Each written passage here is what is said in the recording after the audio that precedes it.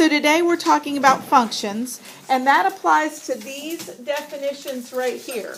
Okay, so look at those with me. A function is a set of ordered pairs. Okay, it has a pattern. Input. Somebody raise your hand and tell me the definition of input. This is important. Yeah, what's the definition? The number you put into the function is also called an independent variable. Very good.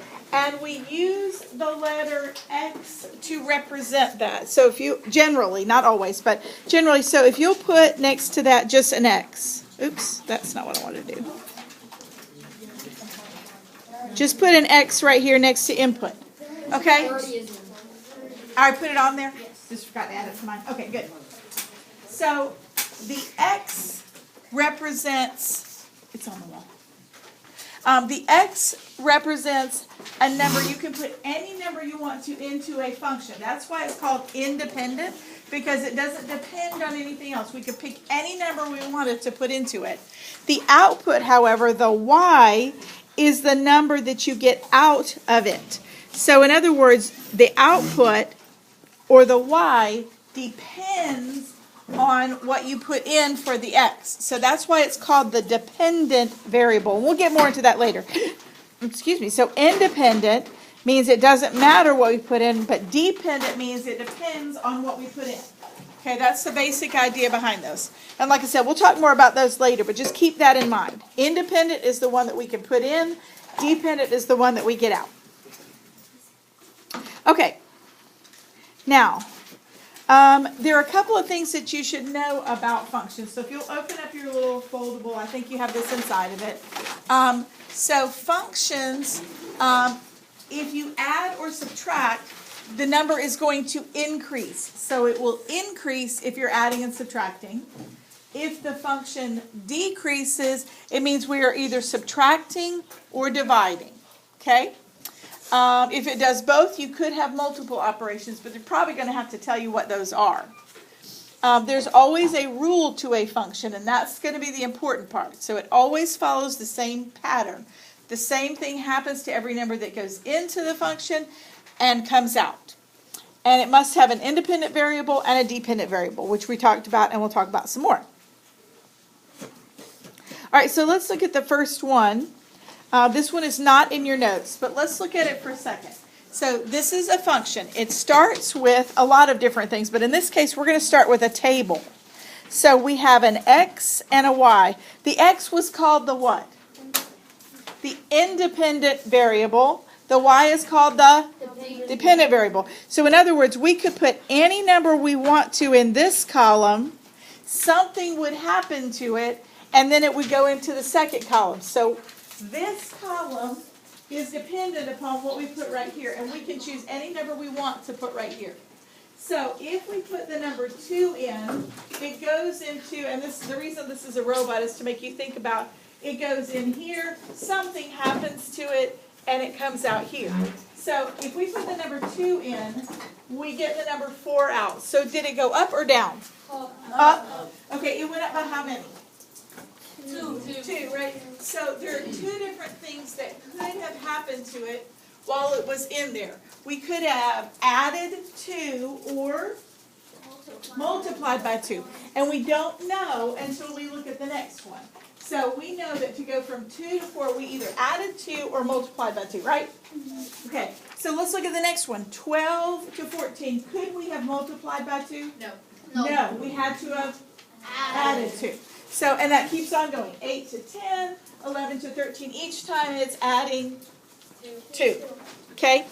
So it's helpful sometimes to write this.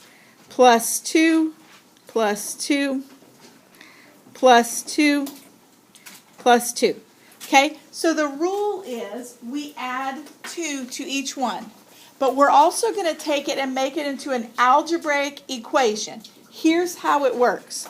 If I go back up to the very top, I can say X plus 2 equals Y. That's the equation. So Y is dependent on X, right? Whatever we put in for X. So whatever we put in for X, we're going to add 2 to it, and we're going to get what comes out. So the equation that goes with this one is X plus 2 equals y. So if I said x is 100, you would say y is 102. Okay? So that's the example of how a function works. It always has to be the same thing happening in between these two numbers. That's the key to understand. It always has to be the same thing. All right, let's go to the next example, which I think is in your notes. Okay, nope, this was also oral. So look at this one. Figure out what the rule is. What's happening between x and y? When you know, raise your hand. What's happening, Declan? Multiplying by 3. Yeah. So 2 times 3 is 6, 5 times 3 is 15, 9 times 3 is 27, 11 times 3 is 33. So our equation is x times 3 equals y. That's the equation, that's the rule. The rule is times 3. Now, the shortcut way to write it is 3x equals y, or y equals 3x. We could flip-flop those two. All right, so this one is in your notes. Figure out what's happening between x and y. Pay attention to whether it's going up or down. The first two were going up. This one is going down. And that's where a lot of people will get confused. So make sure you're paying attention to the fact that it's going down. So what's happening? Subtracting 7. Okay, so the rule is, each one of these is minus 7, so the rule is x minus 7 equals y. Okay, that's what they want you to write for the equation. X minus 7 equals y. Are you okay if I would write this? Would that be okay? No. It means the same thing, right? Same thing. It means the same thing. So I can flip-flop those two, change the order, and it's okay. Okay. Let's look at the next example. Okay, now this one, not only do we have to figure out what the rule is, but we also have to find the missing number. So do that real quickly, and when you've got it written on your paper, raise your hand. By the way, I will give you a hint. When I'm doing these, I start with the smallest numbers because it can be easiest to see. So I wouldn't start with 300 and 150. I would start with 2 and 1. Just because it's easier for me to see. You can start wherever you want, but I always start with the easiest one. All right, so what's happening? It's dividing by 2. Dividing by 2, because it's not subtracting 1 like it would be here. 2 minus 1, 5 minus 1, 10 minus 1 is 5. So it's dividing by 2. So what number goes right here in the box? 100. 100.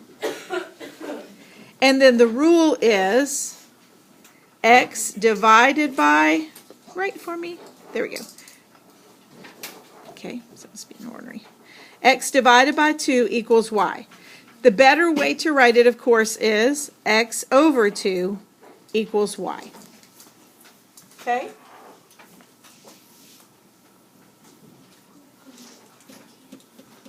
Okay, one more. I think this is the last one in your notes. Right? Yeah. Okay, go ahead and do this one. Raise your hand when you have it written on your paper. Ralph, what's the rule? Divide? Are you sure? Because look, we're going up. 3 to 6 times 2. Yeah. It's important that you're always going from x to y, not y to x. Because that is a mistake people will make. So x times 2. That's why I like to write it right here. So it helps me remember what I'm doing. So x times 2 is our rule. So 2x equals y. By the way, this part is the most important part. Writing it with an x and a y. That's the most important part of it. Okay, now what's the missing number? 200. 200, good. Okay? All right.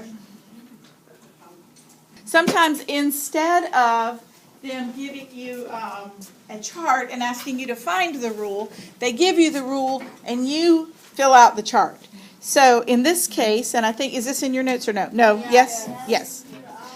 Okay, so in this case, the rule is y equals x plus 5. So whatever x is, we're going to add 5 to it. So the first one, x equals 5, So what's y?